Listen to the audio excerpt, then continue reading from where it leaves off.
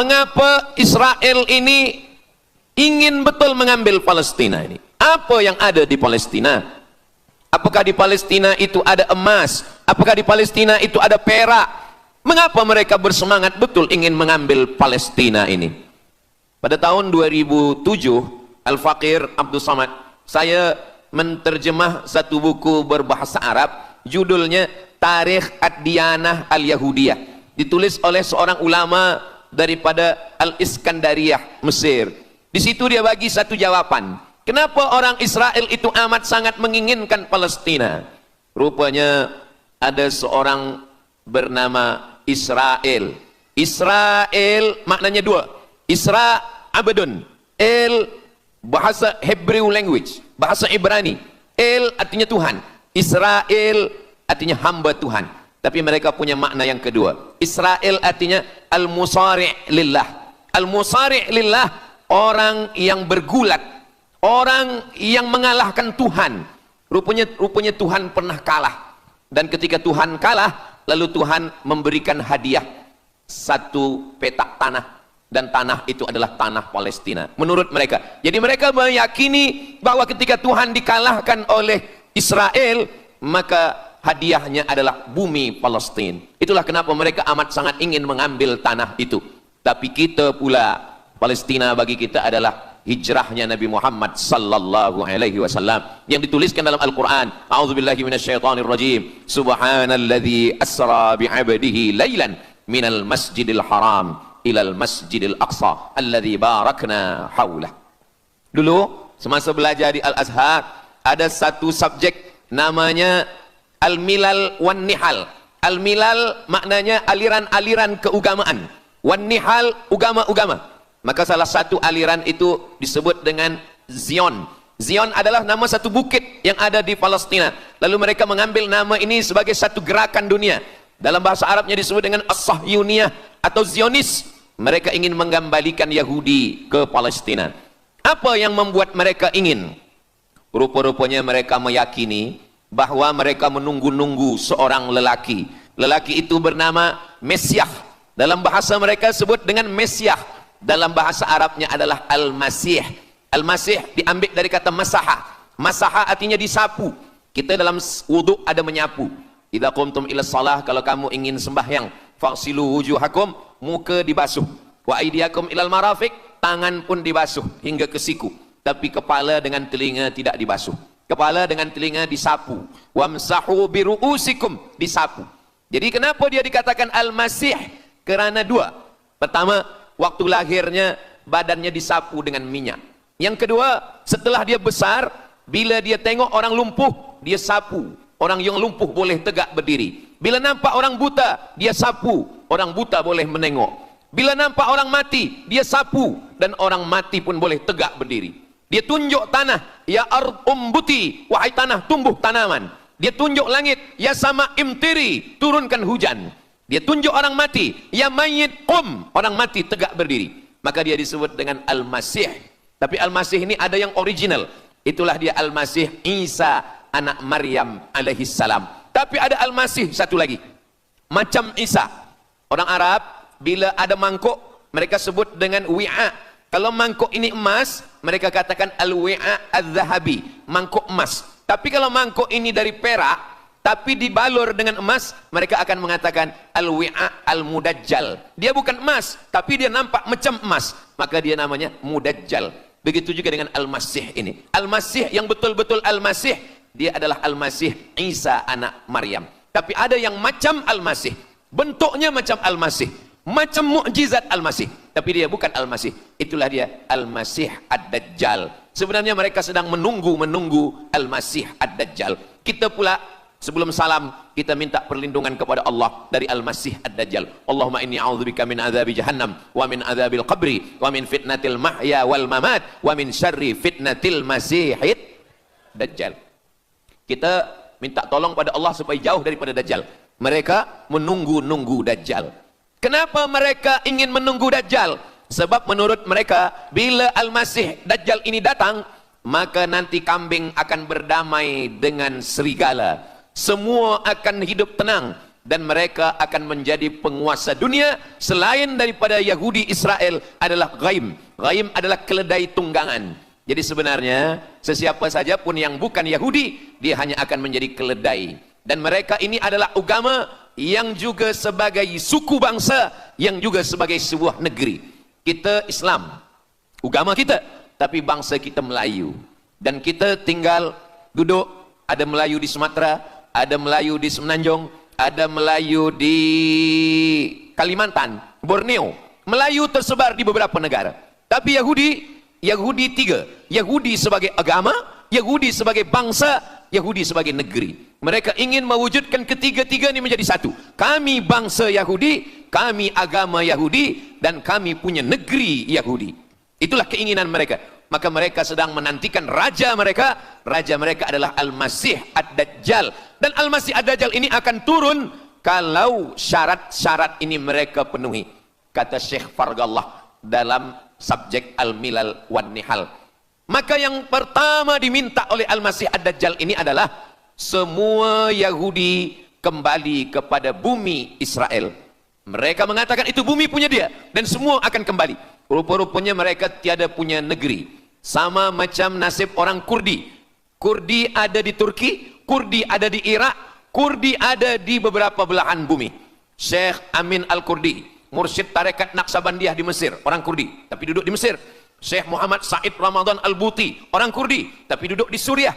Salahuddin Al-Ayyubi, orang Kurdi, tapi dia raja di Mesir.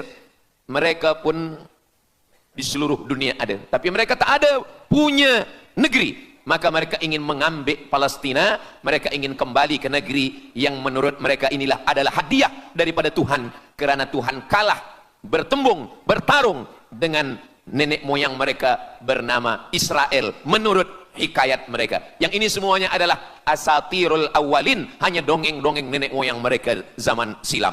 Lalu kemudian datanglah Theodor Herzl menghadap kepada Sultan Abdul Hamid, Sultan Turki. Mereka ingin membayar dengan ratusan keping emas. Apa kata Sultan Abdul Hamid? Dulu Palestina itu diambil dengan darah dan nyawa, maka saya tidak akan memberikannya dengan emas. Lalu kemudian apa yang terjadi? Mereka menghalau Sultan Abdul Hamid dengan seorang lelaki bernama Mustafa Kemal Ataturk. Lalu kemudian hilanglah khilafah Islamiyah. Ketika khilafah Islamiyah tahun 1924 ini jatuh, hilang, tumbang, maka ketika itu umat Islam tidak lagi ada pelindung. Dan ketika itulah mereka mengambil Palestina. Mereka merebut, mereka mengambil, seperti yang dikatakan Sayyidina Muhammad sallallahu alaihi wasallam, kamu akan diperebutkan seperti makanan yang ada di atas meja makan. Satu mengambil kakinya, satu merebut kepalanya, satu mengambil dadanya, dan tercabik-cabik, dicakar, dimakan, dipotong. Tak ada satu pun yang peduli. Alhamdulillah, kita malam ini masih peduli. Kita sedang mengajarkan kepada belia-belia, kita sedang mengajarkan kepada pemuda-pemuda Islam. Mudah-mudahan sampai anak cucu kita sampai hari kiamat masih lagi peduli kepada Palestina, insya-Allah. Allahu Akbar. Semua Yahudi kembali ke Palestina. Maka sekarang mereka sudah berkumpul. Berapa jumlah mereka? 9 juta Yahudi sudah berada di Palestina. Itu syarat supaya Al-Masih itu turun. Sebab Al-Masih tidak mahu turun kalau Yahudi-Yahudi ini tidak kembali ke Palestina menurut mereka. Maka Yahudi dari Rusia kembali, Yahudi yang ada dari Amerika kembali semuanya.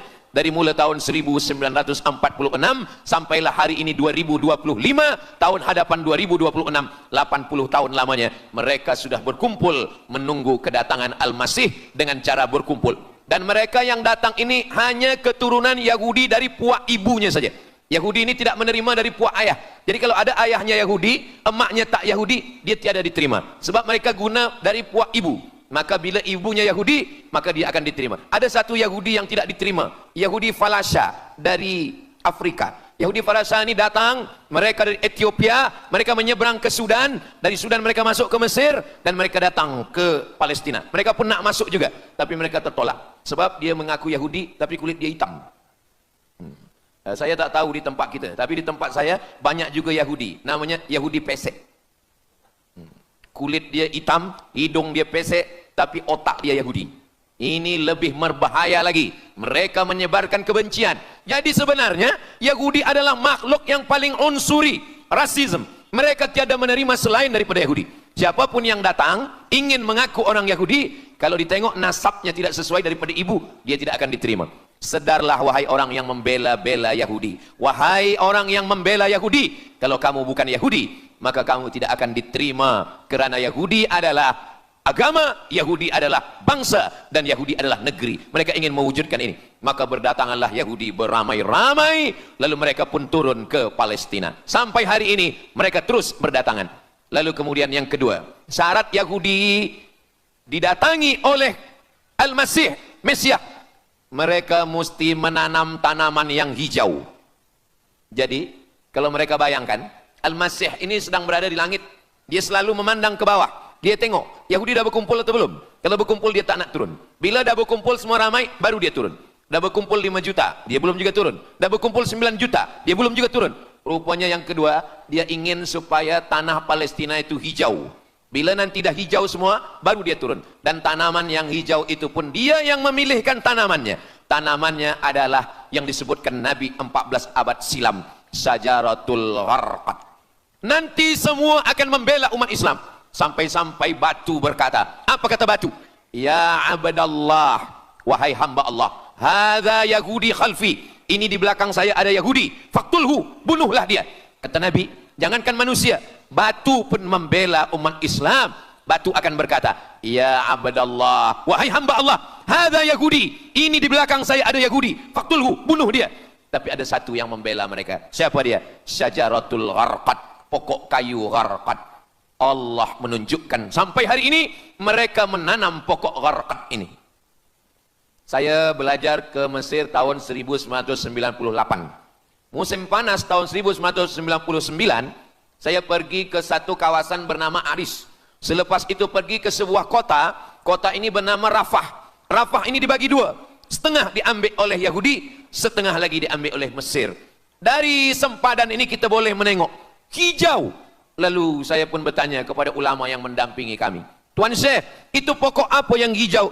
Kata Syekh, itulah pokok yang disebutkan Nabi Muhammad sallallahu alaihi wasallam. Pokok itu bernama Syajaratul Gharqad, dan mereka memang menanam pokok itu sekarang. Supaya apa?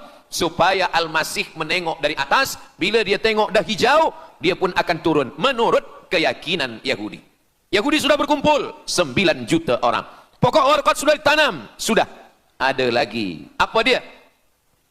Mesti menghancurkan Babilonia. Babilonia adalah raja yang dulu menghancurkan kerajaan Yahudi. Nama rajanya Nebukadnezar. Nebukadnezar dari Babilonia menghancurkan kerajaan Yahudi. Maka Yahudi ini pendendam. Orang yang paling dendam di atas dunia ini adalah Yahudi. Nebukadnezar sudah lama musnah, tapi dendam mereka kepada Irak sampai hari ini. Babilonia itu adalah Irak. Maka siapapun yang menjadi penguasa, pasti mereka akan perintahkan untuk menghantam Irak. Dari mula George Bush sampailah sekarang, Irak selalu dihantam. Dituduh bahwa Irak ada punya senjata membunuh manusia. Mereka katakan bahwa Saddam Hussein ini ada memiliki senjata yang boleh menghancurkan peradaban manusia. Akhirnya mereka membunuh Saddam Hussein. Apa yang terjadi? Sampai hari ini Saddam Hussein tiada memiliki apapun untuk menghancurkan umat manusia. Jadi sebenarnya adalah ini agenda daripada Yahudi. Mereka ingin menghancurkan Babilonia, dan Babilonia itu adalah Irak pada zaman modern sekarang ini. Setiap penguasa-penguasa pasti menghancurkan Irak, sebab mereka amat sangat benci dan dendam kesumat kepada Irak. Ada buku judulnya Al-Yahud fi Masr, orang Yahudi di Mesir. Lalu kemudian seorang jenderal Yahudi bernama Musa Dayan. Musa Dayan buta matanya sebelah. Lalu Musa Dayan ini meminta kepada Presiden Prancis bernama De Gaulle. Lalu De Gaulle pun menelpon Presiden Mesir bernama Anwar Sadat. Bukunya ada, saya simpan di rumah. Dia katakan bahwa kepada Anwar Sadat, wahai Tuan Presiden Anwar Sadat, ini mami yang ada di Museum Mesir Kaherah itu sedang sakit. Jadi untuk menyehatkannya mesti dibawa ke Prancis, ke Paris. Lalu disediakanlah pesawat terbang untuk membawa mami ini. Dulu saya pernah dengar tazkirah Ustaz Azhar Idrus, jangan anak panggil mak mami, sebab mami itu inilah mami Fir'aun. Mami return. Ini mami ini sakit. maka dia mesti disehatkan, ada bakteri, maka dia mesti disehatkan, dibawa ke Paris, Prancis. Akhirnya diterbangkan pada masa Presiden Anwar Sadat, dibawa ke hospital. Sampai di hospital, rupa-rupanya Jenderal Musa Dayan yang buta sebelah sudah menunggu Mami. Begitu Mami Ramses II, Fir'aun sampai, dia terus meninju muka Mami itu. Kenapa? Sebab dia dendam. Inilah yang dulu menghalau nenek moyang dia dari Mesir. Gila. Yahudi ini adalah orang-orang yang gila. Sampai hari ini mereka punya dendam yang tak berkesudahan. Sampai Mami yang sudah menjadi kering, kita pun menengoknya biasa-biasa saja. Tapi Musa Dayan melampiaskan dendam kesumat dia sampai pada masa Presiden Anwar Sadat, yang akhirnya Anwar Sadat pun mati terbunuh ditembak oleh Khalid Islambuli. Begitulah Allah Subhanahu wa taala menceritakan saksi sejarah supaya umat Islam faham bagaimana pikiran, bagaimana sakit jiwanya orang-orang Yahudi. Mereka sudah berkumpul di Palestina 9 juta. Tanam-tanaman hijau sudah ditanam. Irak sudah dihantam. Hancur lebur Irak. Apa lagi yang mereka lakukan? Tanah Palestina mesti merah. Tanah Palestina tidak boleh hitam. Tanah Palestina mesti merah. Apa yang membuat tanah Palestina merah? Merah kerana darah budak-budak, anak-anak yang tak berdosa dari Palestina. Jadi kalau ada orang yang hari ini terheran-heran, mengapa mereka membunuh budak kecil? Mengapa mereka menjatuhkan bom untuk menghancurkan rumah, membunuh perempuan yang hamil tiada berdosa? Tapi bila orang faham, dia mengerti, sesungguhnya mereka ingin supaya darah anak-anak yang tiada berdosa itu tumpah. Kalau darah itu sudah tumpah, disitulah mereka menantikan supaya Al-Masih, Mesiah itu turun membela. Sebab itu adalah raja di raja mereka. Apa yang terjadi sebenarnya hari ini? Yang terjadi sebenarnya adalah mereka membangun, membina sebuah kerajaan dari khayal, dari pikiran gila. Maka ada seorang yang tidak percaya kepada Allah. Dia atheist, dia tak percaya kepada Tuhan. Namanya Roger Jaroudi. Tapi akhirnya dia dapat hidayah. Dia masuk Islam. Selepas masuk Islam, dia tulis buku bahwa Israel, Yahudi mendirikan negara berdasarkan mitologi, berdasarkan khurafat, berdasarkan kisah-kisah bohong, dusta.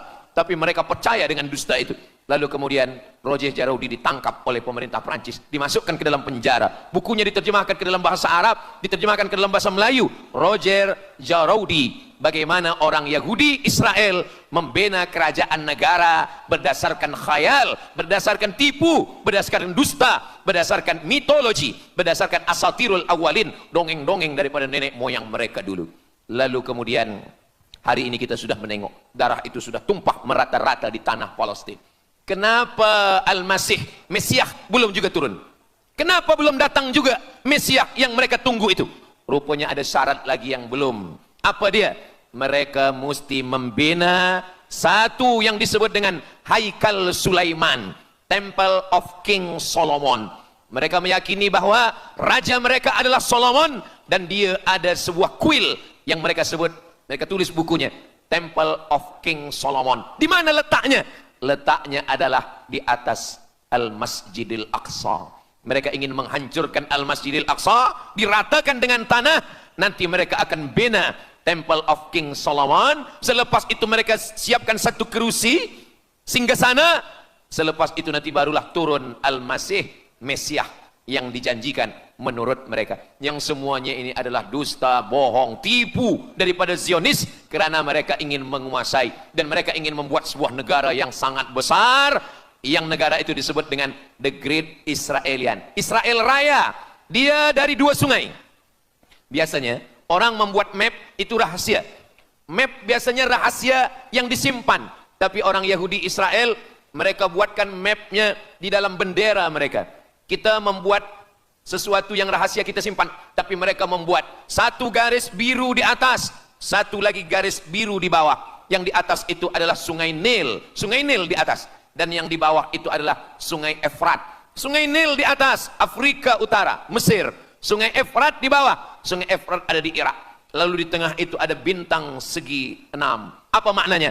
Mereka ingin membina sebuah kerajaan yang luasnya dari Nil hingga ke Efrat. Itulah kenapa ketika mereka membuka embasi di Kairo, ketika Israel membina embasi di Kairo, ini sungai Nil, ini bagian atas, ini bagian bawah.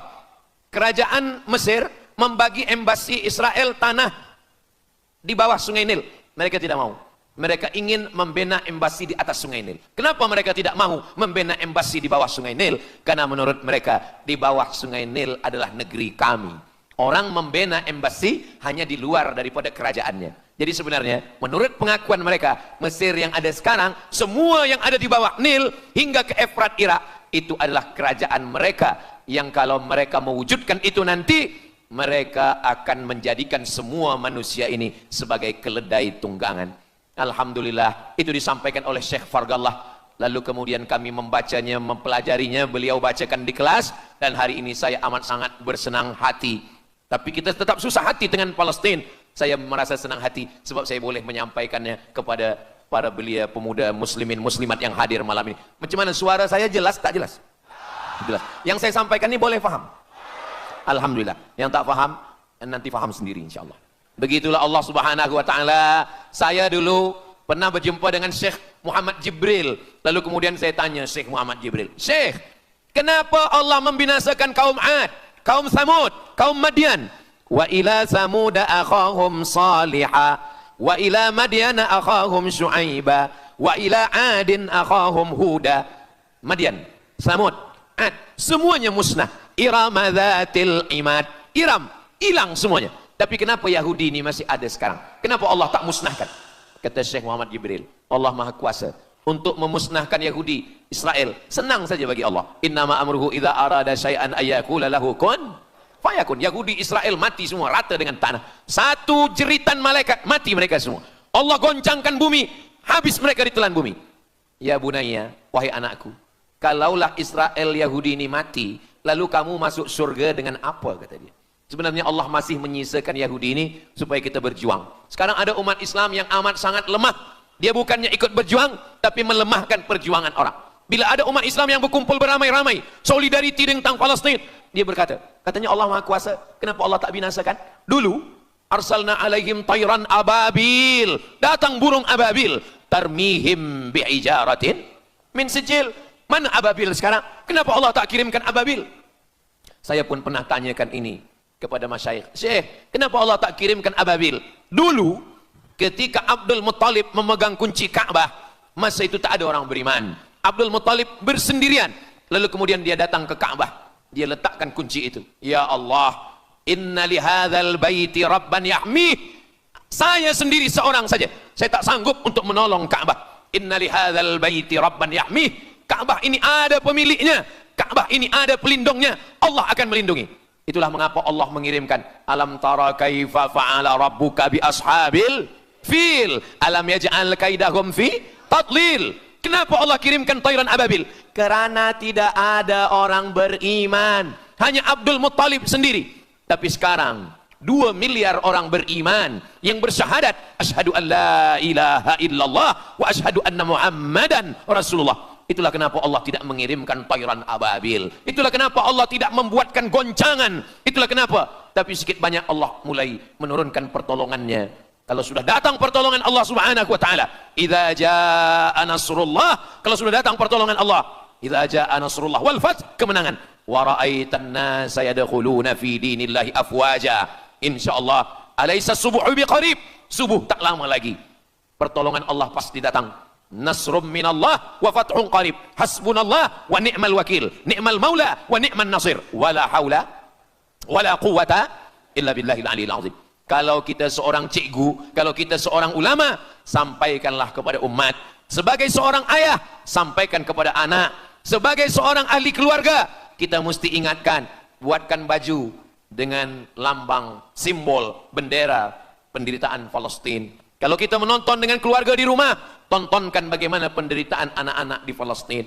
Saya di rumah ada gambar besar, gambar Palestina. Sehingga setiap kali tamu datang, kita bercerita, dia tanya, ini gambar apa nih Ustaz? Inilah gambar saudara kita yang sedang teraniaya di Palestina.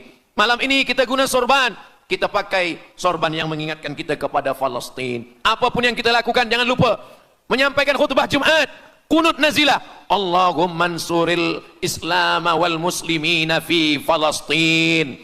Silahul mu'min, ad-du'a silahul mu'min. Kalau kita tiada senjata lagi, maka sesungguhnya doa man lam yahtam bi amril muslimin, siapa yang tak peduli kepada penderitaan saudaranya di Palestin, falaisa minhum, dia tidak diakui sebagai umat Nabi Muhammad sallallahu alaihi wasallam.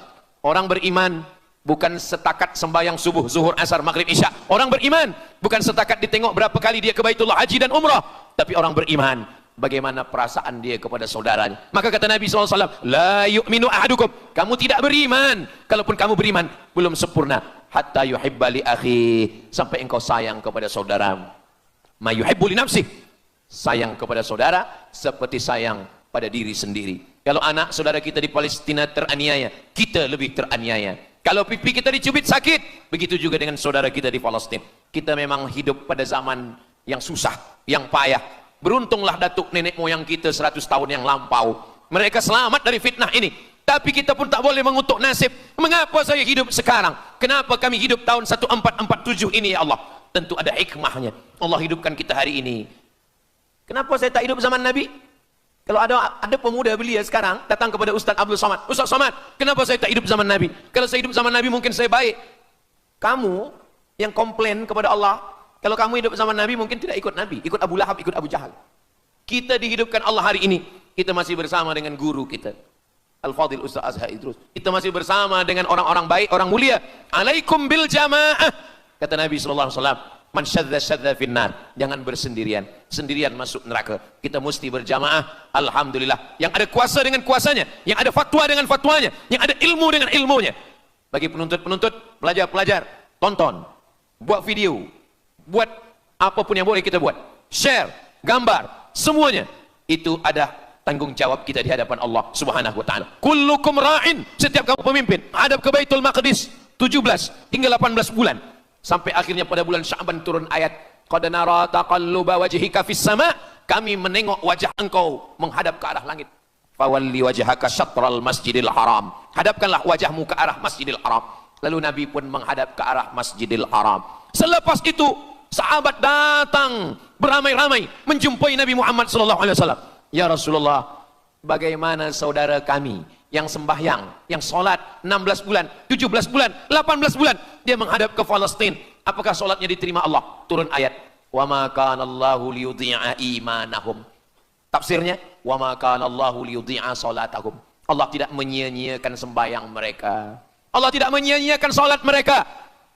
Sembahyang mereka yang dulu menghadap ke Baitul Maqdis diterima Allah atau tidak, itu yang mereka cemaskan, itu yang mereka khawatirkan. Sembahyang yang 18 bulan itu yang mereka takutkan.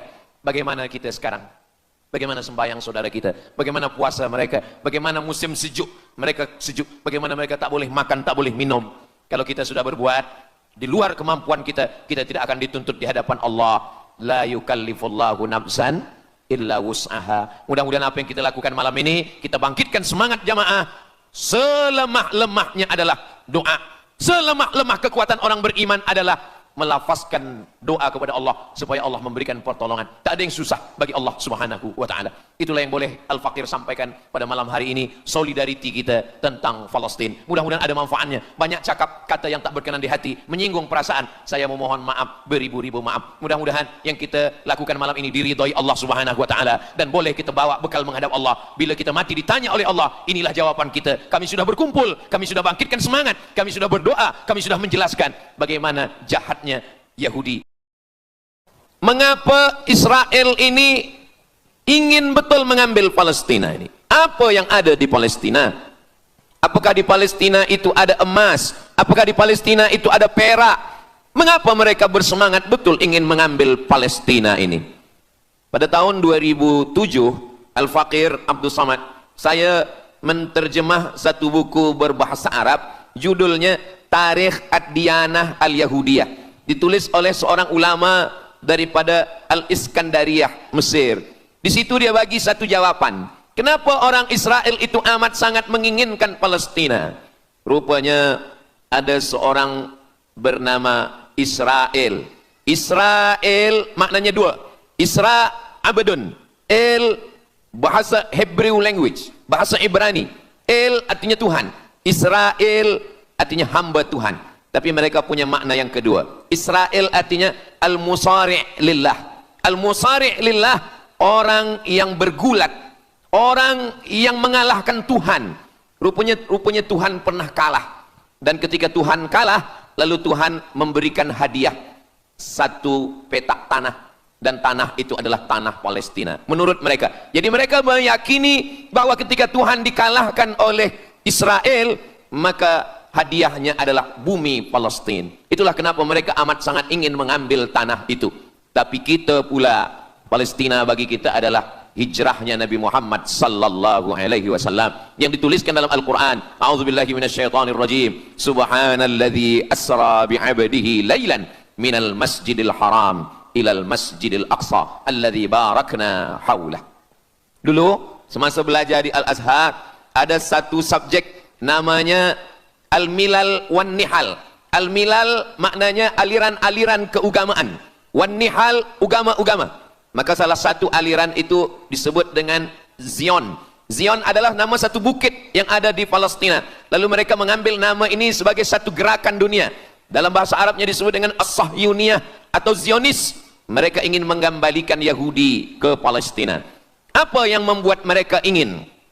Rupa-rupanya mereka meyakini bahwa mereka menunggu-nunggu seorang lelaki. Lelaki itu bernama Mesiah.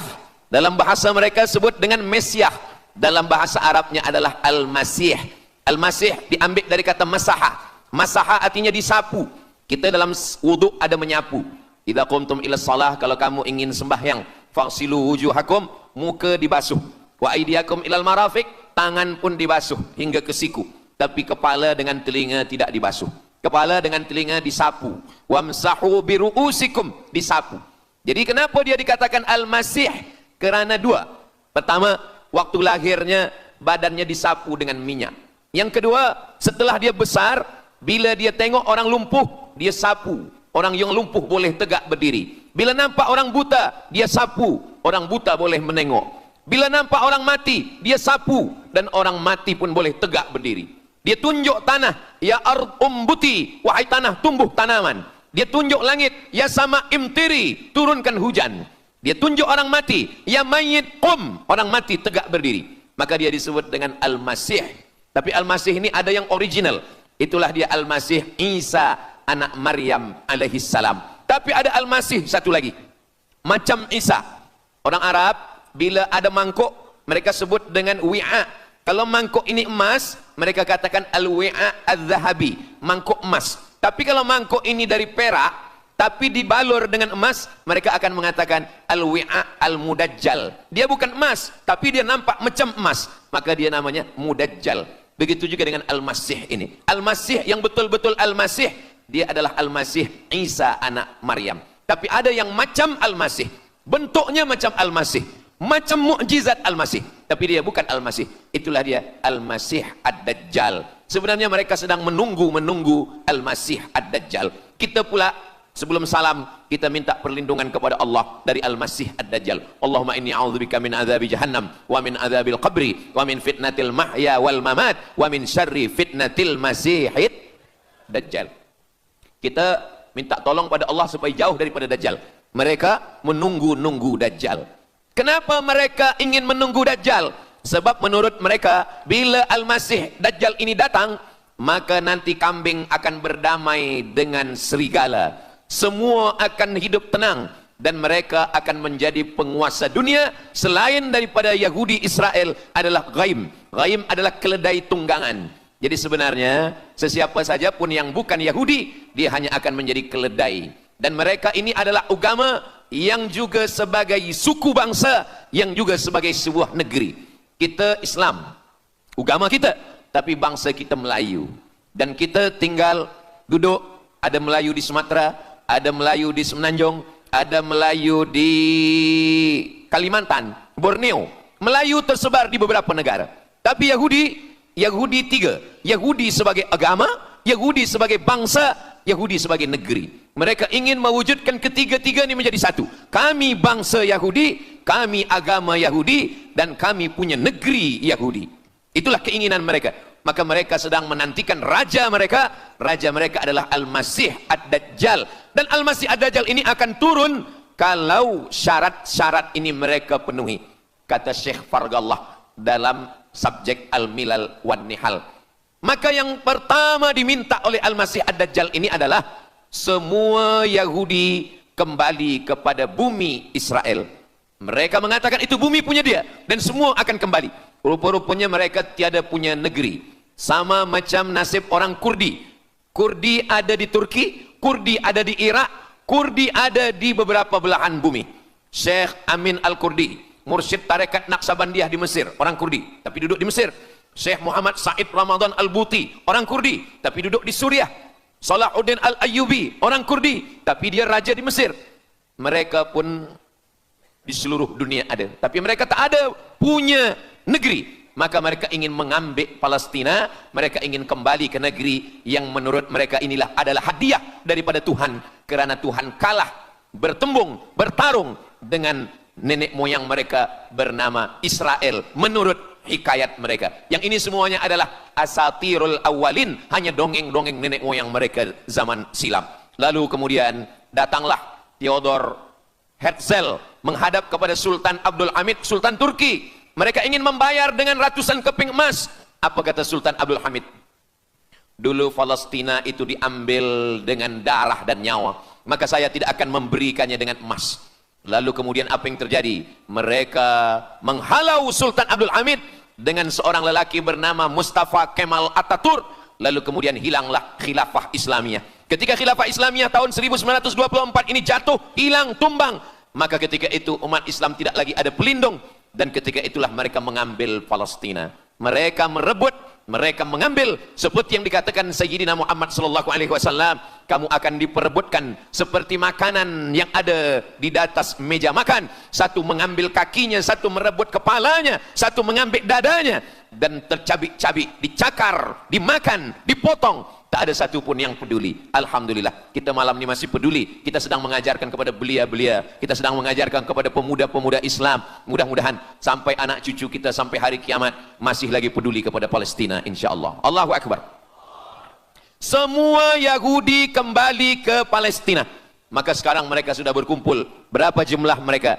9 juta Yahudi sudah berada di Palestina. Itu syarat supaya Al-Masih itu turun. Sebab Al-Masih tidak mahu turun kalau Yahudi-Yahudi ini tidak kembali ke Palestina menurut mereka. Maka Yahudi dari Rusia kembali, Yahudi yang ada dari Amerika kembali semuanya. Dari mulai tahun 1946 sampailah hari ini 2025, tahun hadapan 2026, 80 tahun lamanya mereka sudah berkumpul menunggu kedatangan Al-Masih dengan cara berkumpul. Dan mereka yang datang ini hanya keturunan Yahudi dari puak ibunya saja.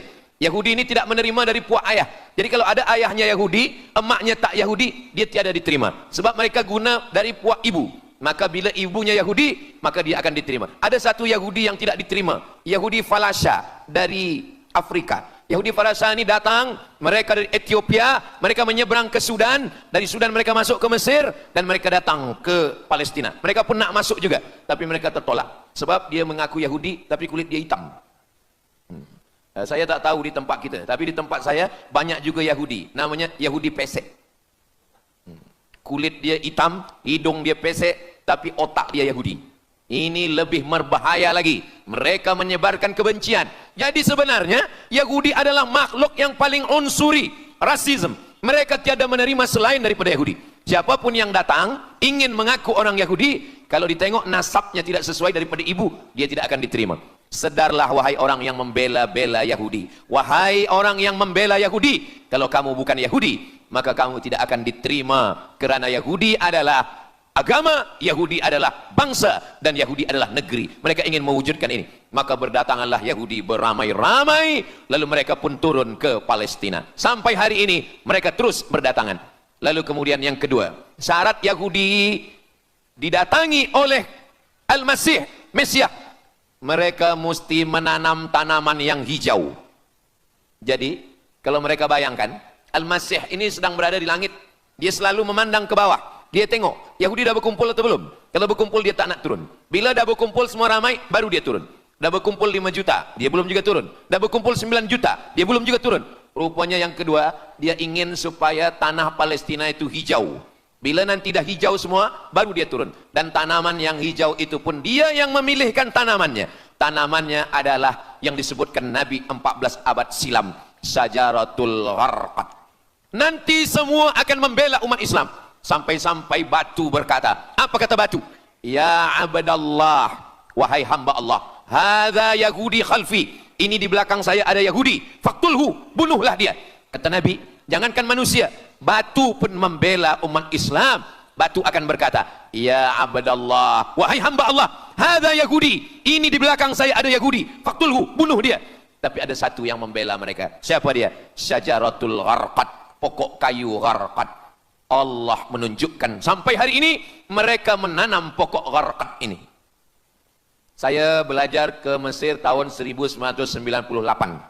Musim panas tahun 1999, saya pergi ke satu kawasan bernama Aris. Selepas itu pergi ke sebuah kota, kota ini bernama Rafah. Rafah ini dibagi dua, setengah diambil oleh Yahudi, setengah lagi diambil oleh Mesir. Dari sempadan ini kita boleh menengok hijau. Lalu saya pun bertanya kepada ulama yang mendampingi kami, Tuan Syekh, itu pokok apa yang hijau? Kata Syekh, itulah pokok yang disebutkan Nabi Muhammad sallallahu alaihi wasallam. Pokok itu bernama Syajaratul Gharqad, dan mereka memang menanam pokok itu sekarang. Supaya apa? Supaya Al-Masih menengok dari atas, bila dia tengok dah hijau, dia pun akan turun menurut keyakinan Yahudi. Yahudi sudah berkumpul 9 juta orang. Pokok Gharqad sudah ditanam, sudah. Ada lagi. Apa dia? Mesti menghancurkan Babilonia. Babilonia adalah raja yang dulu menghancurkan kerajaan Yahudi. Nama rajanya Nebukadnezar. Nebukadnezar dari Babilonia menghancurkan kerajaan Yahudi. Maka Yahudi ini pendendam. Orang yang paling dendam di atas dunia ini adalah Yahudi. Nebukadnezar sudah lama musnah, tapi dendam mereka kepada Irak sampai hari ini. Babilonia itu adalah Irak. Maka siapapun yang menjadi penguasa, pasti mereka akan perintahkan untuk menghantam Irak. Dari mula George Bush sampailah sekarang, Irak selalu dihantam. Dituduh bahwa Irak ada punya senjata membunuh manusia. Mereka katakan bahwa Saddam Hussein ini ada memiliki senjata yang boleh menghancurkan peradaban manusia. Akhirnya mereka membunuh Saddam Hussein. Apa yang terjadi? Sampai hari ini Saddam Hussein tiada memiliki apapun untuk menghancurkan umat manusia. Jadi sebenarnya adalah ini agenda daripada Yahudi. Mereka ingin menghancurkan Babilonia, dan Babilonia itu adalah Irak pada zaman modern sekarang ini. Setiap penguasa-penguasa pasti menghancurkan Irak, sebab mereka amat sangat benci dan dendam kesumat kepada Irak. Ada buku judulnya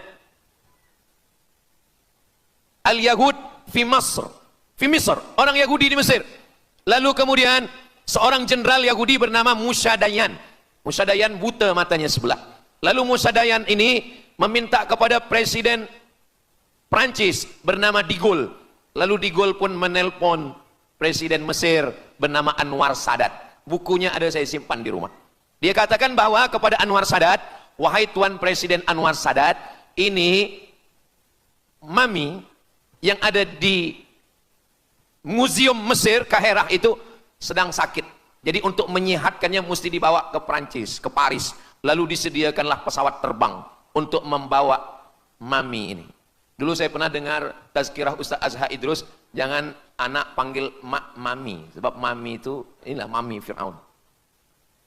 Mami return. Ini mami ini sakit, maka dia mesti disihatkan, ada bakteri, maka dia mesti disihatkan, dibawa ke Paris, Prancis. Akhirnya diterbangkan pada masa Presiden Anwar Sadat. Dibawa ke hospital, sampai di hospital, rupa-rupanya Jenderal Musa Dayan yang buta sebelah sudah menunggu mami. Begitu mami Ramses II, Fir'aun sampai, dia terus meninju muka mami itu. Kenapa? Sebab dia dendam. Inilah yang dulu menghalau nenek moyang dia dari Mesir. Gila. Yahudi ini adalah orang-orang yang gila. Sampai hari ini, mereka punya dendam yang tak berkesudahan. Sampai mami yang sudah menjadi kering, kita pun menengoknya biasa-biasa saja. Tapi Musa Dayan melampiaskan dendam kesumat dia sampai pada masa Presiden Anwar Sadat, yang akhirnya Anwar Sadat pun mati terbunuh ditembak oleh Khalid Islambuli. Begitulah Allah Subhanahu wa taala menceritakan saksi sejarah supaya umat Islam faham bagaimana pikiran, bagaimana sakit jiwanya orang-orang Yahudi. Mereka sudah berkumpul di Palestina 9 juta. Tanam-tanaman hijau sudah ditanam. Irak sudah dihantam, hancur lebur Irak. Apa lagi yang mereka lakukan? Tanah Palestina mesti merah. Tanah Palestina tidak boleh hitam. Tanah Palestina mesti merah. Apa yang membuat tanah Palestina merah? Merah karena darah budak-budak anak-anak yang tak berdosa dari Palestina. Jadi kalau ada orang yang hari ini terheran-heran, mengapa mereka membunuh budak kecil? Mengapa mereka menjatuhkan bom untuk menghancurkan rumah, membunuh perempuan yang hamil tiada berdosa? Tapi bila orang faham, dia mengerti, sesungguhnya mereka ingin supaya darah anak-anak yang tiada berdosa itu tumpah. Kalau darah itu sudah tumpah, disitulah mereka menantikan supaya Al-Masih, Mesiah itu turun membela. Sebab itu adalah raja di raja mereka. Apa yang terjadi sebenarnya hari ini? Yang terjadi sebenarnya adalah mereka membangun, membina sebuah kerajaan dari khayal, dari fikiran gila. Maka ada seorang yang tidak percaya kepada Allah. Dia atheist, dia tak percaya kepada Tuhan. Namanya Roger Jaroudi. Tapi akhirnya dia dapat hidayah. Dia masuk Islam. Selepas masuk Islam, dia tulis buku bahwa Israel, Yahudi mendirikan negara berdasarkan mitologi, berdasarkan khurafat, berdasarkan kisah-kisah bohong, dusta. Tapi mereka percaya dengan dusta itu. Lalu kemudian Roger Jaroudi ditangkap oleh pemerintah Prancis, dimasukkan ke dalam penjara. Bukunya diterjemahkan ke dalam bahasa Arab, diterjemahkan ke dalam bahasa Melayu. Roger Jaroudi, bagaimana orang Yahudi Israel membina kerajaan negara berdasarkan khayal, berdasarkan tipu, berdasarkan dusta, berdasarkan mitologi, berdasarkan asatirul awalin, dongeng-dongeng daripada nenek moyang mereka dulu.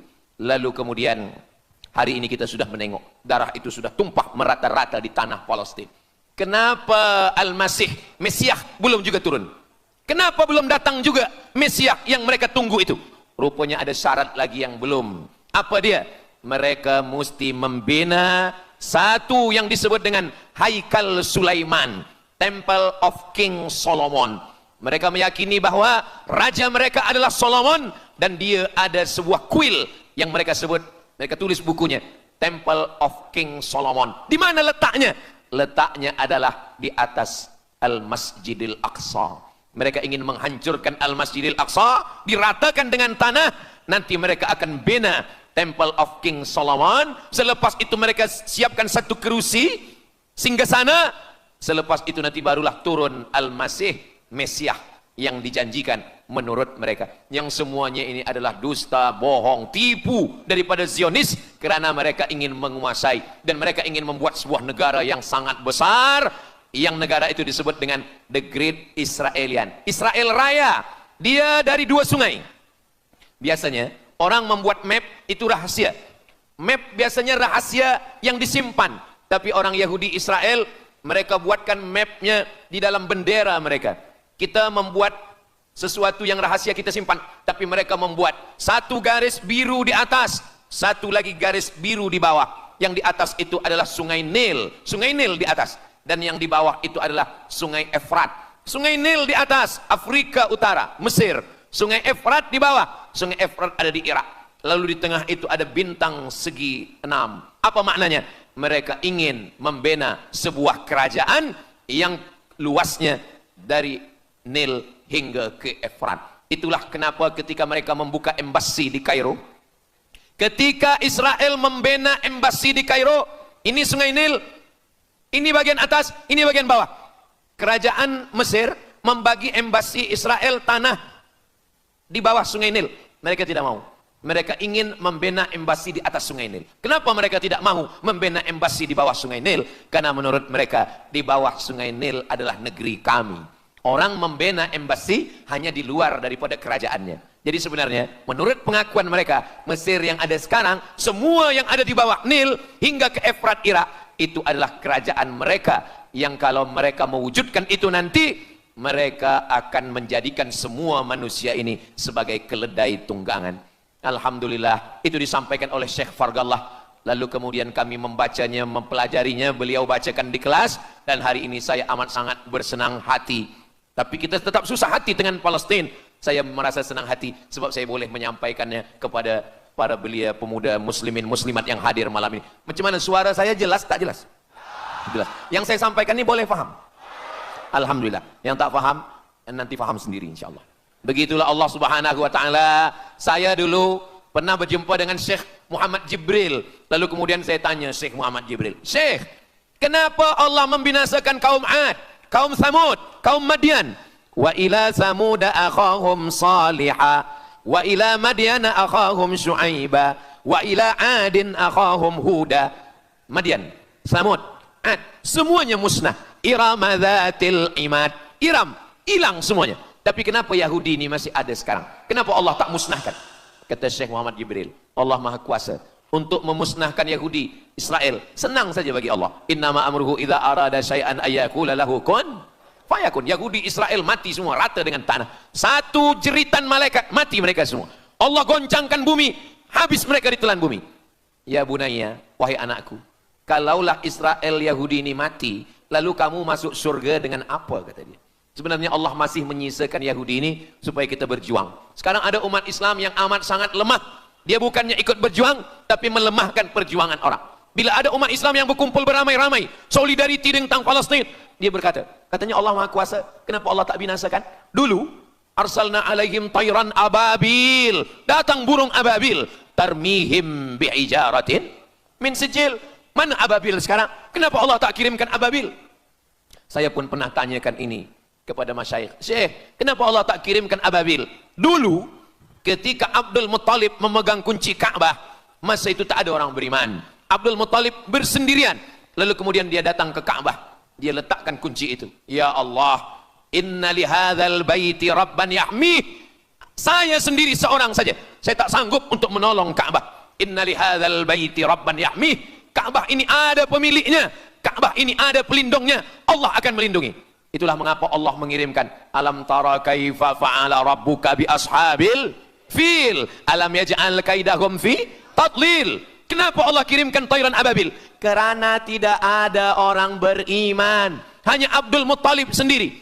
Tapi sekarang 2 miliar orang beriman yang bersyahadat asyhadu an la ilaha illallah wa asyhadu anna muhammadan rasulullah. Itulah kenapa Allah tidak mengirimkan tayran ababil. Itulah kenapa Allah tidak membuatkan goncangan. Itulah kenapa. Tapi sedikit banyak Allah mulai menurunkan pertolongannya. Kalau sudah datang pertolongan Allah subhanahu wa ta'ala, idza jaa nasrullah, kalau sudah datang pertolongan Allah, idza jaa nasrullah wal fath, kemenangan, wa ra'aitan nasa yadkhuluna fi dinillahi afwaja, insyaallah alaysa subuhu biqarib, subuh tak lama lagi pertolongan Allah pasti datang. Nasrum minallah wa fathun qarib, hasbunallah wa ni'mal wakil, ni'mal maula wa ni'man nasir, wala haula wala quwata illa billahil aliyil azim. Kalau kita seorang cikgu, kalau kita seorang ulama, sampaikanlah kepada umat. Sebagai seorang ayah, sampaikan kepada anak. Sebagai seorang ahli keluarga, kita mesti ingatkan, buatkan baju dengan lambang, simbol, bendera penderitaan Palestin. Kalau kita menonton dengan keluarga di rumah, tontonkan bagaimana penderitaan anak-anak di Palestin. Saya di rumah ada gambar besar, gambar Palestin. Sehingga setiap kali tamu datang, kita bercerita, dia tanya, ini gambar apa nih Ustaz? Inilah gambar saudara kita yang sedang teraniaya di Palestin. Malam ini kita guna sorban, kita pakai sorban yang mengingatkan kita kepada Palestin. Apapun yang kita lakukan, jangan lupa menyampaikan khutbah Jumat, kunut nazilah, Allahumma ansuril Islam wal muslimina fi Palestin. Silahul mu'min, ad-du'a silahul mu'min. Kalau kita tiada senjata lagi, maka sesungguhnya doa. Man lam yahtam bi amril muslimin, siapa yang tak peduli kepada penderitaan saudaranya di Palestin, falaisa minhum, dia tidak diakui sebagai umat Nabi Muhammad sallallahu alaihi wasallam. Orang beriman bukan setakat sembahyang subuh, zuhur, asar, maghrib, isya. Orang beriman bukan setakat ditengok berapa kali dia ke Baitullah haji dan umrah, tapi orang beriman bagaimana perasaan dia kepada saudaranya. Maka kata Nabi SAW, la yu'minu ahadukum, kamu tidak beriman, kalaupun kamu beriman, belum sempurna, hatta yuhibba li akhi, sampai engkau sayang kepada saudaramu. Ma yuhibbu li nafsih, sayang kepada saudara seperti sayang pada diri sendiri. Kalau anak saudara kita di Palestina teraniaya, kita lebih teraniaya. Kalau pipi kita dicubit sakit, begitu juga dengan saudara kita di Palestina. Kita memang hidup pada zaman yang susah, yang payah. Beruntunglah datuk nenek moyang kita 100 tahun yang lampau. Mereka selamat dari fitnah ini. Tapi kita pun tak boleh mengutuk nasib. Mengapa saya hidup sekarang? Kenapa kami hidup tahun 1447 ini ya Allah? Tentu ada hikmahnya. Allah hidupkan kita hari ini. Kenapa saya tak hidup zaman Nabi? Kalau ada pemuda belia sekarang datang kepada Ustaz Abdul Somad. Ustaz Somad, kenapa saya tak hidup zaman Nabi? Kalau saya hidup zaman Nabi mungkin saya baik. Kamu yang komplain kepada Allah, Kalau kamu hidup bersama Nabi mungkin tidak ikut Nabi, ikut Abu Lahab, ikut Abu Jahal. Kita dihidupkan Allah hari ini, kita masih bersama dengan guru kita, Al-Fadhil Ustaz Azhar Idrus. Kita masih bersama dengan orang-orang baik, orang mulia. Alaikum bil jamaah. Kata Nabi SAW, man syadza finnar, jangan bersendirian, sendirian masuk neraka. Kita mesti berjamaah. Alhamdulillah, yang ada kuasa dengan kuasanya, yang ada fatwa dengan fatwanya, yang ada ilmu dengan ilmunya. Bagi penuntut-penuntut, pelajar-pelajar, tonton, buat video, buat apapun yang boleh kita buat, share, gambar, semuanya itu ada tanggung jawab kita di hadapan Allah Subhanahu wa taala. Kullukum ra'in, setiap kamu pemimpin, hadap ke Baitul Maqdis 17 hingga 18 bulan. Sampai akhirnya pada bulan Sya'ban turun ayat, qad nara taqalluba wajhika fis sama', kami menengok wajah engkau menghadap ke arah langit. Fawalli wajhaka syatral masjidil haram, hadapkanlah wajahmu ke arah Masjidil Haram. Lalu Nabi pun menghadap ke arah Masjidil Haram. Selepas itu sahabat datang beramai-ramai menjumpai Nabi Muhammad SAW. Ya Rasulullah, bagaimana saudara kami yang sembahyang, yang sholat 16 bulan, 17 bulan, 18 bulan, dia menghadap ke Palestina, apakah sholatnya diterima Allah? Turun ayat, wa ma kana Allahu liyudhi'a imanahum. Tafsirnya, wa ma kana Allahu liyudhi'a sholatahum. Allah tidak menyia-nyiakan sembahyang mereka, Allah tidak menyia-nyiakan sholat mereka. Sembahyang mereka yang dulu menghadap ke Baitul Maqdis diterima Allah atau tidak, itu yang mereka cemaskan, itu yang mereka khawatirkan. Sembahyang yang 18 bulan itu yang mereka takutkan. Bagaimana kita sekarang? Bagaimana sembahyang saudara kita? Bagaimana puasa mereka? Bagaimana musim sejuk? Mereka sejuk. Bagaimana mereka tak boleh makan, tak boleh minum? Kalau kita sudah berbuat di luar kemampuan kita, kita tidak akan dituntut di hadapan Allah. La yukallifullahu nafsan illa wus'aha. Mudah-mudahan apa yang kita lakukan malam ini, kita bangkitkan semangat jamaah. Selemah-lemahnya adalah doa.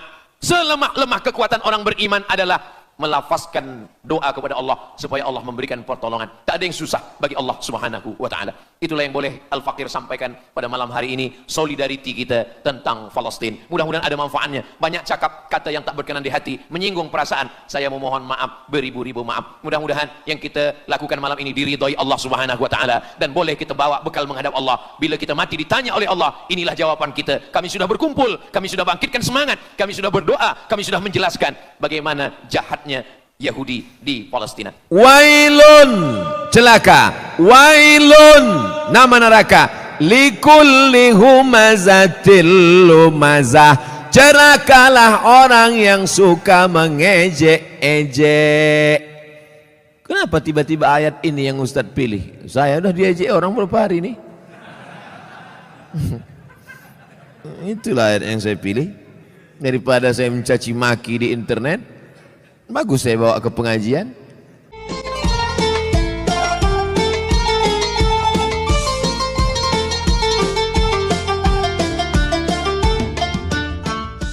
Assalamualaikum warahmatullahi wabarakatuh.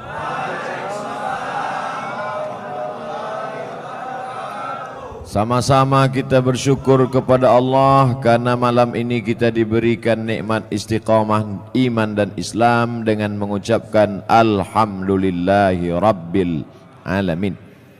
Berselawat kepada Rasulullah dengan mengucapkan Allahumma salli ala Sayyidina Muhammad wa ala ali Sayyidina Muhammad.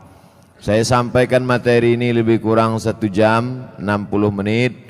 Setelah itu saya akan menjawab pertanyaan-pertanyaan yang ditulis di kertas. Mudah-mudahan Allah menjadikan pertemuan kita malam ini menjadi nilai amal soleh. Amin ya rabbal alamin.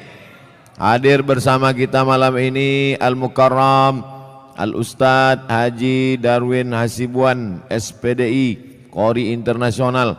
Kemudian para alim ulama, tuan-tuan guru, ustadz-ustadz tak dapat saya sebutkan satu persatu. Ketua beserta seluruh pengurus masjid, yang besar tak dihimbau gelar, yang kecil tak disebut nama. InsyaAllah kita semuanya mendapatkan pahala jihad fi sabilillah. Amin ya rabbal alamin. Bagi yang di luar mohon maaf, tak usah tengok ke dalam ini, tengok aja layar-layar. Tak ada layar, tengoklah ke sini sikit-sikit. Kami rasanya dari dalam ini menengok keluar macam menengok akuarium.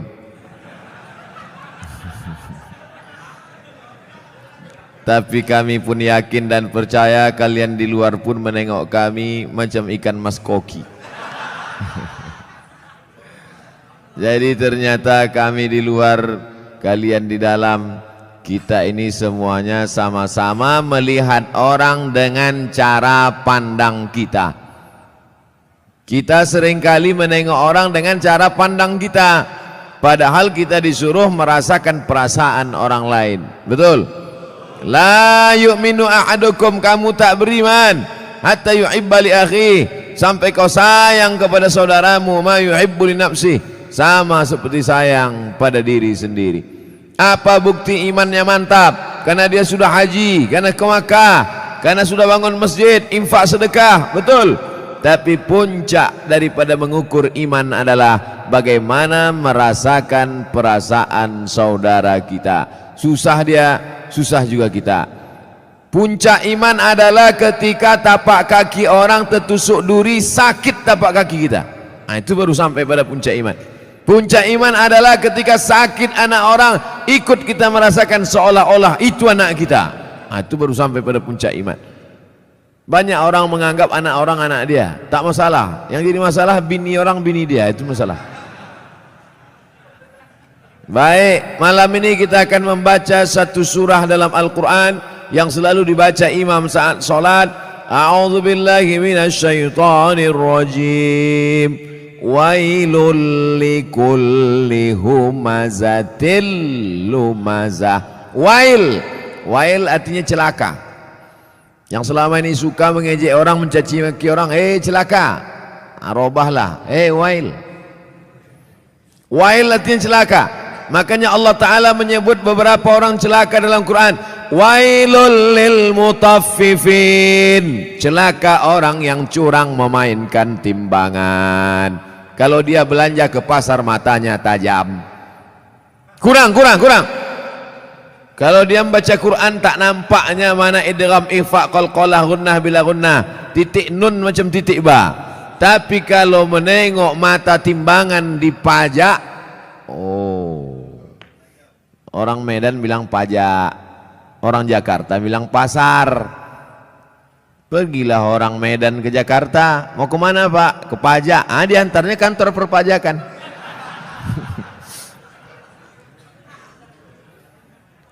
Wailul lil mutaffifin, celaka orang yang main-main timbangan. Hati-hati tukang timbang pokok sawit, tukang timbang buah sawit. Asal ditimbang 50 kilo, tandan besar 50 kilo, tandan kecil 50 kilo. Kenapa begini? Rupanya memang udah di setel timbangan tuh, mau besar mau kecil 50 kilo. Ada gunanya sembahyang, puasa, sholat mau melayang karena zalim memainkan timbangan. Tak ada gunanya pengajian malam ini. Bukti pengajian malam ini berhasil bukan karena layarnya banyak di luar, bukan. Bukti pengajian malam ini berhasil apa? Besok pagi yang berjualan berdagang di pasar, luruskan balik timbangan. Siap? Tak semuanya siap kata dia. Tengok besok lah Pak Ustaz. Ditimbang di pasar, betul. Dibawa ke rumah, rupanya 7 on setengah. 1/4 kilo hilang. 5 orang belanja, 1 kilo 2 on setengah sudah kau makan harta orang dengan cara batil. Patutlah pagi petang siang malam berdoa, doamu tak dikabulkan Allah Subhanahu wa taala. Kenapa? Makan haram. Ustaz nyinggung pedagang aja, singgunglah PNS. Payah kita nyurus akte kelahiran nanti. Maksudnya yang PNS masuk, yang lain-lain masuk juga. Rasakan aja lah sendiri. Jangan mentang-mentang ku bilang timbangan hanya pedagang saja yang kena. Betul? Nah, wailul lil musallin. Kita baru membahas masalah wail. Ayat yang kita bahas wailul likulli humazatil lumazah, tapi digunakan kata wailul lil mutaffifin, celaka orang yang main timbangan. Wailul lil musallin, celaka orang yang sholat celaka. Itu maka banyak orang tak sholat sekarang. Kau kenapa tak sholat? Fawailul lil musallin, celaka orang yang sholat. Orang dulu kalau tak sholat aja. Orang sekarang ini sudah tak sholat pakai dalil pula. Hebat orang sekarang nih. Otak-otak sungsang semua. Kau kenapa tak sholat? Kenapa tak sembahyang? Fawailul lil musallin. Celaka orang yang sholat. Na'udzubillah. Itulah kadang berbunyi HP orang, kita sangka HP orang, rupanya HP kita. Udah mau marah saya tadi. Kenapa masuk masjid hidup HP? Siapa yang hidup HP? Rupanya HP kita. La ilaha illallah Muhammad Rasulullah. Fawailul lil HP. Celakalah orang yang HP-nya menyala. Fawailul lil musallin. Celaka orang yang salat. Wailul lil mutaffifin. Celaka orang yang curang timbangan. Wailul likulli humazatil lumazah. Celaka. Makna pertama wail, celaka. Makna yang kedua wail, neraka. Ada satu neraka namanya neraka wail. Dua-dua ini apakah dibenturkan maknanya? Tidak. Yang mengatakan celaka orang yang main timbangan, celaka orang yang sholat karena tak khusyuk main-main pikirannya, celaka orang wailul likulli humazatil lumazah. Betul maknanya, tak salah. Yang mengatakan neraka wail bagi orang yang curang timbangan, neraka wail bagi orang yang sholat tapi pikirannya tak khusyuk, neraka wail likulli humazatil lumazah, juga tak salah. Jadi kalau begitu makna wail dua. Yang pertama celaka, yang kedua artinya nama neraka. Oh, neraka itu ada nama-namanya Pak Ustaz? Ada nama neraka itu sakor. Masalakakum fi sakor. Mengapa kalian masuk neraka sakor? Apa kata penghuninya? Lam naku minal musallin. Kami tak solat. Walam naku nut'imul miskin. Kami tak mengasih makan orang miskin. Jadi namanya pun macam-macam. Banyak pertanyaan. Wailun, celaka. Wailun, nama neraka. Likulli humazatil lumazah. Celakalah orang yang suka mengejek-ejek. Kenapa tiba-tiba ayat ini yang Ustaz pilih? Saya udah diejek orang berapa hari ini. Itulah ayat yang saya pilih. Daripada saya mencaci maki di internet, bagus saya bawa ke pengajian. Wailul likulli humazatil lumazah. Celaka orang yang suka mengejek. Celaka neraka wail bagi mereka yang suka. Likulli, semuanya, tak ada terkecuali. Humazah, lumazah. Apa beda humazah dengan lumazah? Humazah mengejek dengan mulut. Lumazah mengejek dengan perbuatan. Begitu dalam kitab tafsir. Humazah bil lisan, lumazah bil fi'li, dengan perbuatan. Jadi kalau ada orang ngejek pakai WhatsApp, humazah apa lumazah? Instagram, Twitter, BBM dipakai lumazah. Hebatnya Al-Quran, dibedakannya antara lisan dengan perbuatan anggota badan. Wailul likulli humazatil lumazah. Celaka dan nerakalah bagi orang yang mengolok mengejek orang lain dengan lisan lidah maupun dengan tangan anggota badan. Ada orang mulutnya diam tapi perbuatannya luar biasa. Ada orang tak buat apa-apa tapi lidahnya luar biasa. Ada orang mulutnya diam, tangannya tak berbuat, no action, hatinya saja. Yang hati dimaafkan Allah selama tidak diperturutkan. La yukallifullahu nafsan illa. Kenapa orang mengejek? Karena tidak klarifikasi. Kenapa orang mengejek? Karena tidak tabayyun. In ja'akum fasiqum binaba'in. Kalau datang orang membawa berita, fatabayyanu, klarifikasi. Alhamdulillah masalah ini sudah saya klarifikasi. Bapak Ibu sudah tengok klarifikasinya? Belilah paket. Inilah diupdate lah. HP-HP yang macet-macet tuh dilem aja.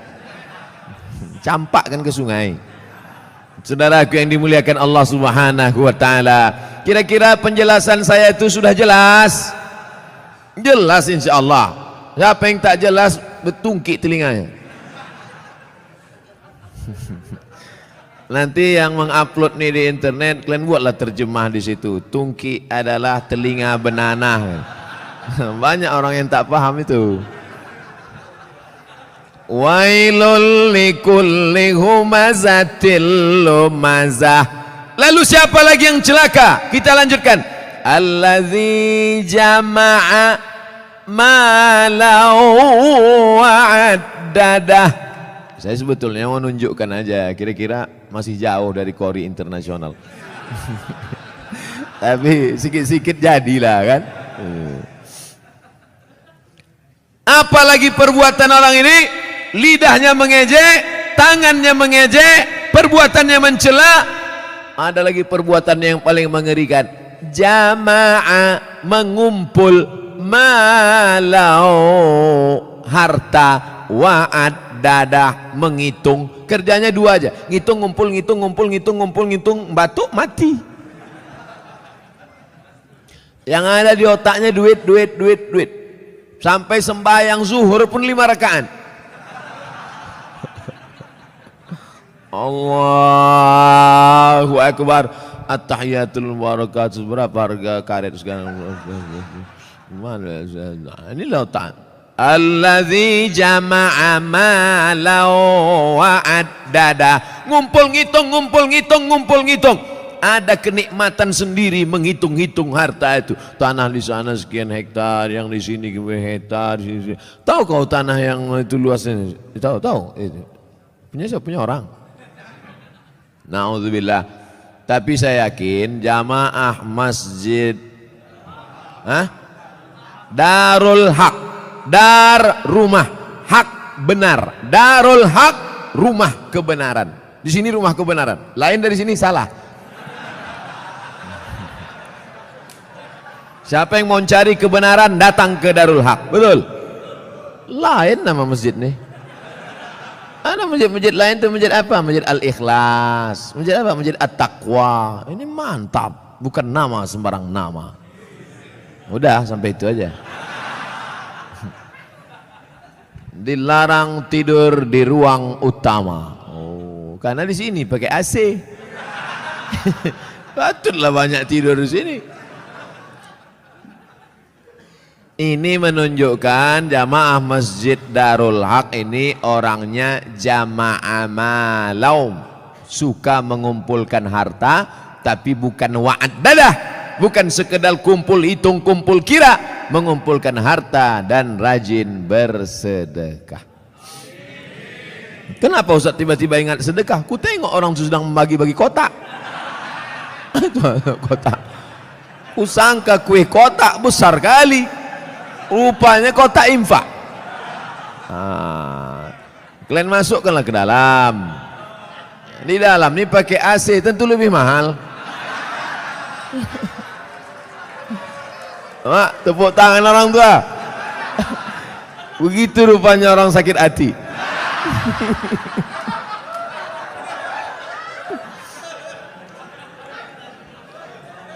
Artinya kata orang tuh, kami di luar panas, duit-duit receh nggak apa-apalah kata dia. Tak apa-apa, kalian sedekah pakai duit kerincing pun masuk surga insyaallah. Cuman agak lama lah sikit. Dikumpul harta, pergi pagi pulang petang, masuk ruko keluar toko, dikumpul duit, kumpul, mati. Bisa dibawa mati? Tak bisa. Bapak yang malam ini di dompetnya ada 500.000, masuk ke kotak ini 100.000, yang dibawa mati yang 100-nya apa yang 400? Yang dibawa mati yang 100.000-nya apa yang 400? Yang 100. Sekarang saya mau tanya, yang mau dibawa mati yang banyak apa yang sedikit? Masukkan yang banyak tuh. Begitu cara menjebak jamaah nih. Disimpan. Bapak Ibu, kalau ada tetangga kawan jamaah Masjid Darul Haq yang pelit, bin kikir, bin bakhil, bin medit, bin kedekut. Panggillah dia. Ada satu ayat kata Ustaz Somad untuk kau, sengaja diturunkan Allah untuk kau aja. Hebat itu. Aku tak datang pula kemarin di Masjid Darul Haq itu. Apa nama ayatnya? Ini dia. Jama'a malau wa'addadah. Mengumpul harta dan menghitung, ngumpul-ngitung mati. Lama hidup banyak dirasa, jauh berjalan banyak ditengok, lama pengajian banyak jumpa orang-orang kaya yang pelit. Akhirnya kemana Pak Haji Pulan kemarin yang pelit minta ampun tuh? Mati Pak Ustad. Rumahnya yang 2 lantai itu kemana? Udah dijual Pak Ustad. Bininya udah diambil berondong. Nah, kalau ada yang kalian pelit-pelit, tak ada saya suruh. Saya orangnya ceramah tak suka nyuruh-nyuruh orang. Tak pernah saya suruh, bersedekahlah, bersedekah. Tak ada pernah saya suruh. Mau sedekah silakan. Yang tak sedekah, ya tak apa-apa. Tapi tengoklah. Tak ada khusus suruh. Tengoklah bini kalian diambil orang nanti. Hah? Tukar mic. Kaya jamaahnya. Saya udah ceramah 30 menit. Rupanya di sini asal 30 menit ganti mikrofon.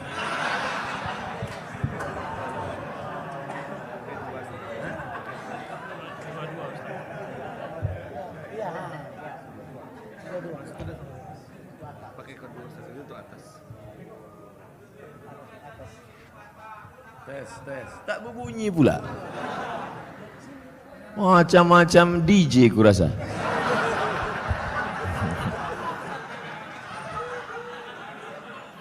Itulah kita tak boleh menyepelekan tempat dan lokasi. Tadi saya menengok, wah ini masuk hutan nih. Tapi rupanya masjidnya pakai AC. Mikrofonnya mantap. Maukah Bapak Ibu memaafkan silap salah dosa saya? Tak mau, tak apa-apa. Saudaraku yang dimuliakan Allah Subhanahu wa taala, jama'a malau wa'addadah, mengumpulkan harta, menghitung, dikumpul, dihitung sampai akhirnya mati. Mana yang dibawa mati? Bisa mobil bawa mati? Siapa bilang mobil tak bisa bawa mati? Bapak yang punya mobil 2 mau dibawa 1 mati bisa. Bawa mobil carry itu ke Masjid Darul Haq, buat di situ ambulan membawa jenazah gratis. Siapa yang mau naik mobil itu syaratnya 1, mati. Kira-kira bisa tak mobil itu dibawa mati? Bisa. Meninggal bapak, pahalanya mengalir. Ini dipajang mobil sampai 2-3, tinggal rumah. Bisa rumah dibawa mati. Koslet ini hampir kesetrum bibir saya.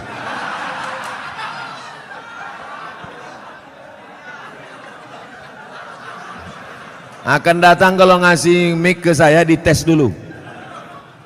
Sakitnya tak seberapa, malunya. Sempat terjungkang awak viral di situ kan.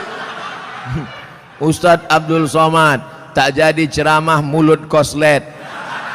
Siapa yang malu? Orang Tembung.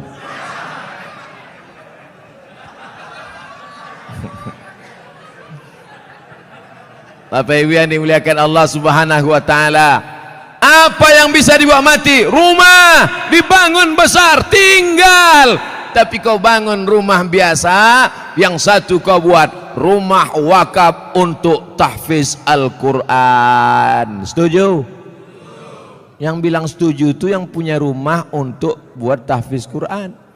Yang bilang setuju belum ada, mudah-mudahan jadi doa. Itulah yang menolong di hadapan Allah Subhanahu wa taala. Yang lain tinggal.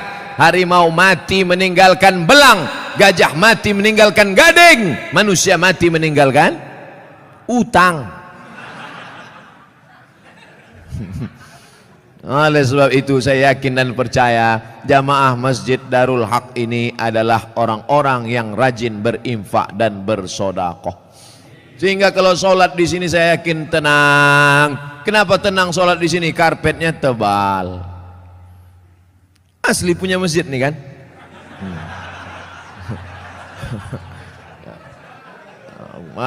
Kadang ada jamaah nih saking memuliakan ustadz dipinjam karpet. Sampai dibuat situ, balikkan tanggal sekian. AC ada, dingin. Kadang pernah saya ceramah di masjid AC banyak, kepanasan, rupanya mati. Tapi di sini tidak, terasa dingin. Kalau Bapak agak terasa hangat, maklum. Ini kita ini sekarang sudah over capacity. Tak sesuai lagi ini. Makanya jamaah itu di luar menengok kita ini macam ikan mas koki kehabisan mati lampu. Jamnya pula lengkap. Ada jam zuhur, jam asar, jam maghrib, jam isya, jam imsak, dan jam syuruk. Lengkap semua cantik. Balihonya pun mantap. Tabligh akbar bersama Abdul Somad LCMA. Ada gambar saya. Tertutup pula. Rasa-rasanya tak ada kurang. Lengkap sudah semua. Bagaimana supaya harum semerbak, jamaah tenang sholat, dipasang harum-haruman. Maka harum rasa bau-bau bunga melati rasanya. Masya Allah. Jam ada. Itu jam itu penting. Apa guna jam itu dipasang? Supaya yang khutbah jangan sur dia jadi bawakannya. Tengoknya 20 menit selesai. Ini khutbah ini berapi-api dia. Jamaah, hari ini Palestina masih terjajah. Orang udah mau balik kerja, mak lama kan dia katanya. Tobat aku sembahyang di sini katanya. Nampaknya simpel sederhana. Mulai jam dinding, AC, kipas angin, karpet, lampu terang benderang. Tapi itu semuanya demi kenyamanan orang di masjid. Tapi jangan sampai terlalu nyaman sampai tertidur di masjid. Makanya perlu dibuatkan surat pengumuman, dilarang tidur di ruang utama masjid. Sopan bahasanya. Tapi kalau melawan juga, buat surat satu lagi. Kalau kamu mau tidur di luar aja bro. Sudahlah tak menyumbang uang listrik masjid, sudahlah tak menyumbang AC masjid, sudahlah tak menyumbang kipas angin masjid, tidur dalam masjid menyumbang air liur basi.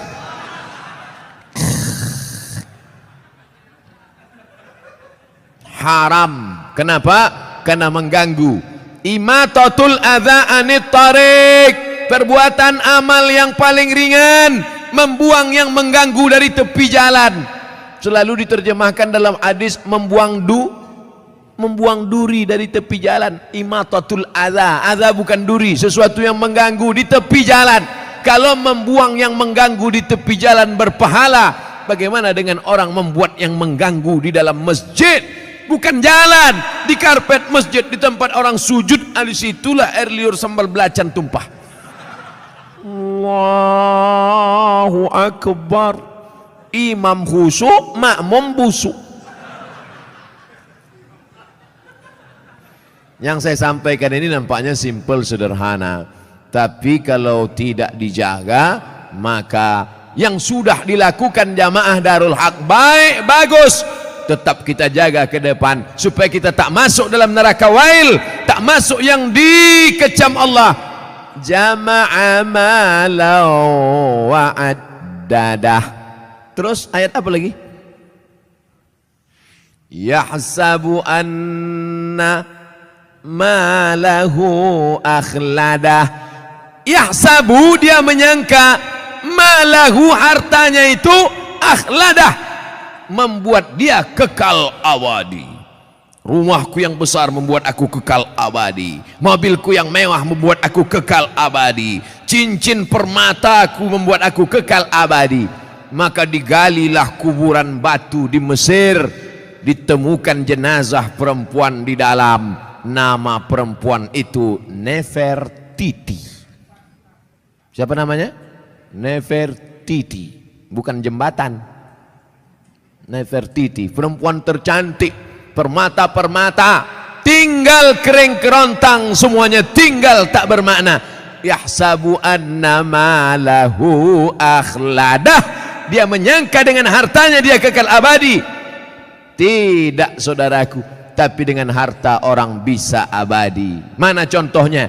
masjid depan Istana Maimun, masjid Kesultanan Melayu Delhi, dengan harta orang bisa abadi. Dengan cara apa? Membangun masjid. Alhamdulillah, Masjid Darul Haq. Siapa yang mewakafkan tanah dulu? Siapa yang mewakafkan atap dulu? Siapa yang mewakafkan? Ini wakaf-wakaf orang meninggal. Saya tak tahu entah siapa yang mewakafkannya, tanpa saya sebutkan namanya. Untuk almarhum Fulan bin Fulan Alfa, tak perlu. Sampai pahala kita malam ini pengajian dari jam 9 sampai jam 10, dari jam 10 sampai entah jam berapa nanti tanya jawab, mengalirlah pahala, teranglah kuburnya, lapanglah makamnya, dijauhkan Allah kuburnya dari lubang neraka, dijadikan Allah kuburnya salah satu dari taman-taman surga. Yang sudah membangun masjid, alhamdulillah. Yang belum membangun, na'uzu. Yang sudah ku kasih tahu tak juga mau mendengar, mati ajalah. Saudaraku yang dimuliakan Allah, kalau begitu orang Islam ini perlu kaya apa miskin? Kaya. Man bana masjidan, siapa yang bangun masjid, banallah mislahu baitan fil jannah. Yang bangun masjid, dibangunkan satu istana dalam surga. Kalau mau kekal abadi, bangun masjid. Kalau mau kekal abadi, bangun masjid. Sayang sama emak, buat masjid nama emak. Sayang sama suami, jangan buat nama suami. Nanti meninggal dia, mau kawin sekali lagi.